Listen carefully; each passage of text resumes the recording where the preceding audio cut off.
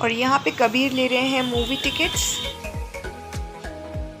Hello everyone, most welcome to my vlog channel Mr Mrs Kabir. कैसे हैं आप सब? उम्मीद करती हूँ खैरियत से होंगे। तो हम लोग आ गए हैं यहाँ पर मूवी देखने के लिए। सिनेमा हॉल में अंदर आ चुके हैं और मूवी स्टेटस अपडेट करने होंगे ना। हाँ, और नहीं तो क्या, यही तो काम होता है।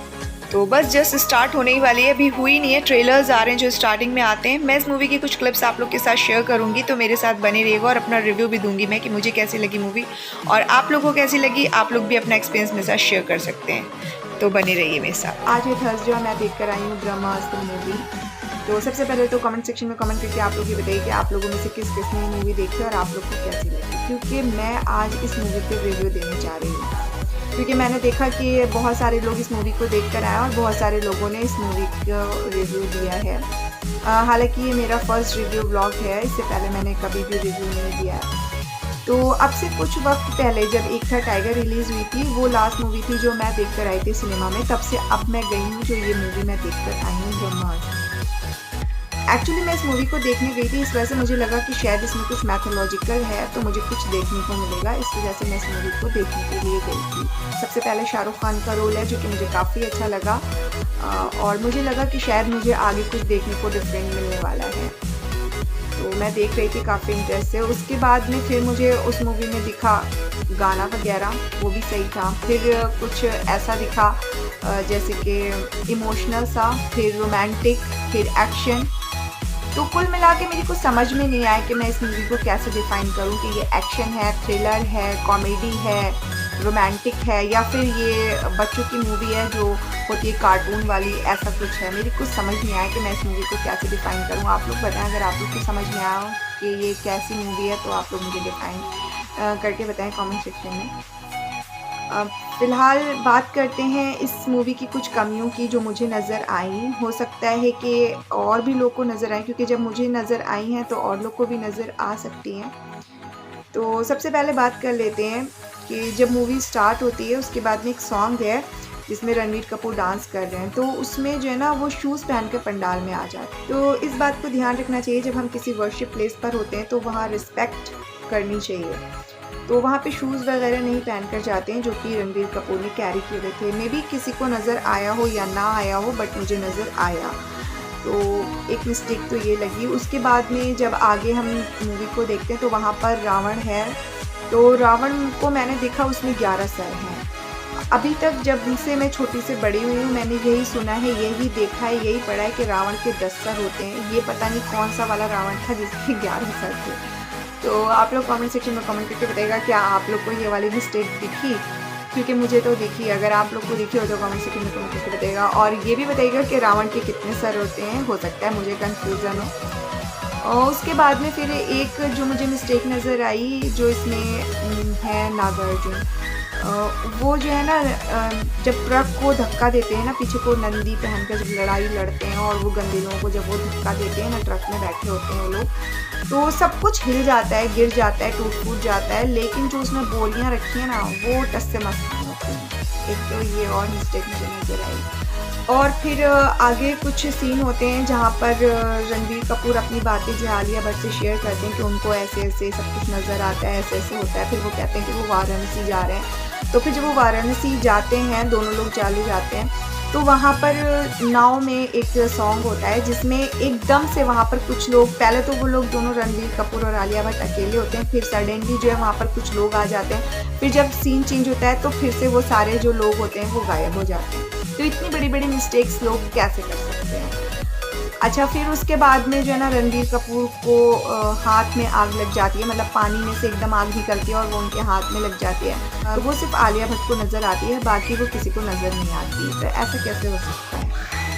एक और बड़ी मिस्टेक जो मुझे लगी, क्योंकि अक्सर क्या होता है ना, जब इंसान किसी ज़रूरी काम से जाता है तो पहले वो उस पर फोकस करता है, लेकिन इसमें क्या हुआ कि रणबीर कपूर काम से गए हैं, बहुत ही ज़रूरी काम से, जहाँ पर वो नागार्जुन को बचाने के लिए जाते हैं, लेकिन वहाँ पर वो रोमांटिक हो जाते हैं। मतलब कहीं पर कुछ भी दिखा देना, तो और जहाँ पर रोमांस की ज़रूरत नहीं है वहाँ पे रोमांस दिखा दिया है। मतलब आई थिंक इस मूवी में रोमांस की तो कहीं से कहीं तक कोई ज़रूरत ही नहीं थी, फिर भी इन्होंने रोमांस उसमें दिखाया जो कि मेरे हिसाब से बेकार था। इतनी बड़ी बड़ी मिस्टेक्स इतने बड़े पर्दे पर नहीं होना चाहिए।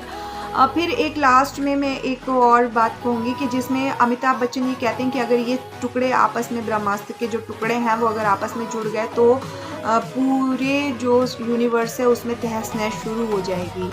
तो मतलब यहाँ पर जो इन्होंने मिस्टेक दिखाई है कि वो टुकड़े जुड़ जाते हैं, मतलब मेरे हिसाब से जो वो टुकड़े जुड़े हैं वो नहीं जुड़ने चाहिए थे, क्योंकि वो ना चाहते हुए भी इन्होंने ना अच्छाई पे बुराई की जीत दिखा दी है। कुछ तो रियलिस्टिक दिखाना ही चाहिए कि मोहब्बत में इतनी भी ताकत नहीं होती है कि जो चीज़ है वो गलत होने के बाद भी सही हो जाए। अब बात कर लेते हैं इस मूवी के एक्टर्स की। तो इस मूवी में इतने बड़े बड़े एक्टर्स हैं जैसे कि अमिताभ बच्चन, शाहरुख खान, नागार्जुन, रणबीर कपूर, डिम्पल कपाड़िया, आलिया भट्ट।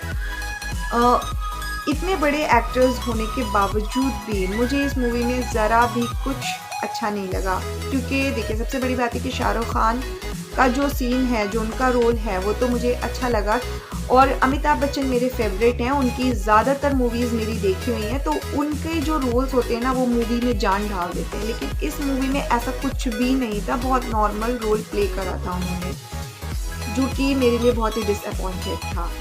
और नागार्जुन, उनका तो काफ़ी छोटा सा सीन था, काफ़ी छोटा सा रोल उन्होंने प्ले करा था। डिम्पल कपाड़िया का भी काफ़ी छोटा सा रोल था, और रणबीर कपूर जिनके ऊपर पूरी मूवी प्ले करी गई थी, उनका भी रोल मुझे कुछ समझ नहीं आया। और आलिया भट्ट, उनको तो पूरी मूवी में शिवा के अलावा आई थिंक कोई दूसरा नाम सुनने को मिला हो। आई थिंक ये जो रोल इसमें किया गया है, जो रोल प्ले करा गया है रोमांस वाला, उसका कोई भी मतलब नहीं बनता मेरे हिसाब से। आप लोग बताएं कमेंट सेक्शन में कमेंट करके कि आप लोग को क्या लगता है। सॉन्ग्स इस मूवी के ठीक हैं, बस मुझे केसरिया काफ़ी अच्छा लगा क्योंकि मैं काफ़ी टाइम से सुन भी रही थी उसको, तो इसलिए वो मुझे अच्छा लगा, और बाकी तो मुझे सॉन्ग्स ज़्यादा अच्छे नहीं लगे। और बात कर लेते हैं म्यूज़िक बैकग्राउंड वगैरह की, तो वो अच्छी है, उसमें कोई ऐसी प्रॉब्लम नहीं है। और जो VFX हैं वो काफ़ी अच्छे हैं, लेकिन एक वक्त के बाद ना वो VFX भी बोर करने लगते हैं, क्योंकि इसमें सिर्फ आग आग दिखाई गई है, और इतनी भी आग जो है ना, मतलब जितनी आग उसमें दिखाई गई है ना उतनी आगदार ये मूवी थी नहीं। तो वो जो VFX थे ना, जहाँ पर हर जगह फायर, वो सब बिल्कुल एकदम बेकार था। मतलब शुरू में अच्छा लगा, लेकिन लास्ट में आकर वो उस फायर वाले सीन ने ना बोर कर दिया। और सबसे ज़्यादा बेकार इसमें वो वाला गाना लगा जिसमें वो आग के साथ में रणबीर कपूर प्ले कर रहे हैं, छोटा सा वो आग का बॉल उनके हाथ में, और पूरे गाने में वो खेल कर रहे हैं उससे। ऐसा लगता है कि जैसे रणबीर कपूर को एक कोई टॉय मिल गया और वो खेल रहे हैं। ये क्या है, कुछ भी आप दिखा रहे हैं मूवी में, मतलब टोटली बोरिंग मूवी है। तो मेरे हिसाब से इस तरीके की मूवीज़ का कोई मतलब नहीं बनता, क्योंकि ना तो इसमें कॉमेडी है, ना तो हम हंस सकते हैं, ना तो कुछ एक्शन है, ना तो उसमें रोमांस है, कुछ भी है नहीं, ठीक से कुछ भी नहीं दिखाया गया है। सब कुछ अजीब अजीब सा, और कहीं पर कुछ भी दिखा दिया गया है, जहाँ पर जिस सीन की ज़रूरत नहीं थी वो सीन भी डाल दिया गया है वहाँ पर। तो मेरे हिसाब से एकदम बेकार, बिल्कुल टाइम बर्बाद मूवी है, क्योंकि जो आजकल के बच्चे भी हैं ना, छोटे वाले, जो छोटे 10-12 साल से भी छोटे उम्र के जो बच्चे होते हैं, 5-6 साल वाले, वो भी आई थिंक ऐसी वाली चीज़ें देखना अब नहीं पसंद करते। हम लोग का बचपन हुआ करता था जब कुछ प्रोग्राम्स आते थे, जैसे कि शक्तिमान आता था, और एक आता था ओम नमः शिवाय आता था, कुछ इस टाइप के प्रोग्राम्स आते थे। तो उसमें भी मतलब जैसे शक्तिमान था, तो शक्तिमान में भी कुछ दिखाते थे पावर्स वगैरह, तो उस सीरियल को भी, मतलब वो सीरियल भी इस मूवी को फेल करता है, बेकार है। मतलब वो हमारा चाइल्डहुड था, उस टाइम में उस टाइप की पावर्स हुआ करती थी, मतलब पावर्स वाले प्रोग्राम्स दिखाए जाते थे बच्चों के लिए, मूवीज़ भी आया करती थी, और जैसे कि होता सब कुछ काल्पनिक था, लेकिन फिर भी उसमें मज़ा आता था। और आज भी अगर वो देख लो तो इस मूवी के कंपेयर में अगर आप देखेंगे तो वो हमारे जो चाइल्डहुड के सीरियल्स थे ना, वो फिर भी अच्छे लगते थे, जैसे कि शक्तिमान हो गया, और भी ऐसे कई थे, मैंने तो शक्तिमान ही देखा है। आप लोग कमेंट सेक्शन में कमेंट करके बताइएगा आप लोगों में से किस किस ने शक्तिमान देखा हुआ है।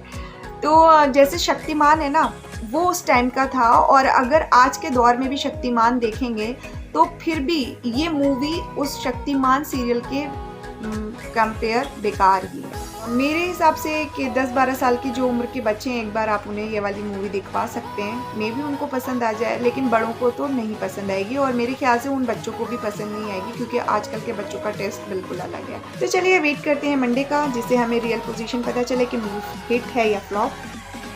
और हाँ, अगर आप मेरे चैनल पर नए हैं तो चैनल को कर दिए सब्सक्राइब, और बेल आइकन को भी हिट कर दिए, इससे आपको मेरी आने वाली वीडियोज़ टाइमली